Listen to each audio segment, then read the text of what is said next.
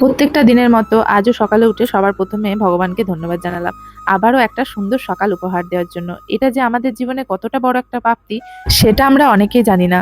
কারণ আমরা রাত্রে ঘুমাই নিশ্চিন্তভাবে, কিন্তু আমরা তখনও ঠিকমতো জানি না পরের দিন সকালে আমাদের আদৌ চোখ খুলবে কি খুলবে না।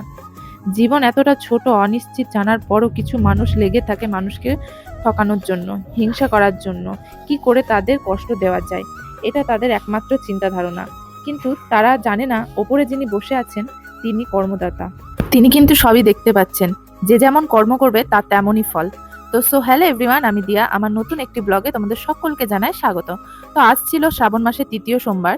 তো আমি সেই মতো এই যে এখন সকালে উঠে আগে পুজোটা সেরে নিয়েছি। তো আজ আমি সেভাবে কোনো ভিডিও ক্লিপ নিতেই পারিনি, কারণ আমার ছেলের শরীরটা ভীষণ খারাপ। হঠাৎ করে ওর জ্বর চলে আসে আর মুখের মধ্যে বিজি বিজি কি সব বেরিয়ে যায়। তার জন্য ও কোনো খাবারও খেতে পাচ্ছিল না, খুব কান্না করছিল। আর জানোই তো বাচ্চা ছেলের শরীরটা খারাপ হলে মা কোল ছাড়া কিছু বোঝে না। তো সারাদিনে ও কোলের মধ্যে বসেছিল, নামতে চাইছে না আর শুধু কান্না করছে। তো যাই হোক, তারপরে এই যে আমি গপু সোনাকেও স্নান করে নিয়েছি। ওরও নতুন জামা কিনেছিলাম, চলো তোমাদেরকে দেখাবো। সেই জামাগুলো আগের দিন বহরমপুর থেকে গপু সোনার জন্য জামা, মালা, মুকুট সবকিছু কিনে এনেছিলাম। তো সেটাকেও গপু সোনাকে জামাটা পরিয়ে দিয়েছি, নতুন জামা বেশ স্নান টান করিয়ে। তারপরে আমরা ওইদিকে খাওয়া দাওয়া করে নিয়েছিলাম। মা রান্না করেছিল আলু পোস্ত, ডাল, ভেন্ডি ভাজা, নিরামিষই করেছিল আজকে সবার জন্য। তো তারপর খাওয়া দাওয়া করে এই যে এখন শুয়ে আছি ছেলেকে নিয়ে।